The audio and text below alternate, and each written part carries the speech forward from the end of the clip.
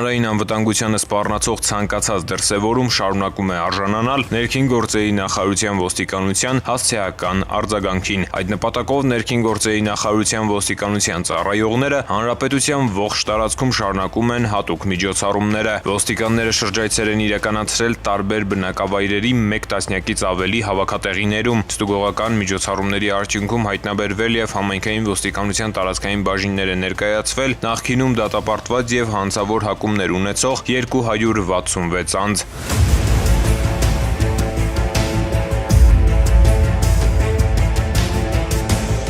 Հատուկ միջոցառումների ընթացքում հայտնաբերվել են նաև թմրամիջոցներ, կանեփի թփեր, տանակներ, զենք զինամթերք։ Ներքին գործերի նախարարության ոստիկանության օպերատիվ կանխարգելիչ միջոցառումները պարբերական են։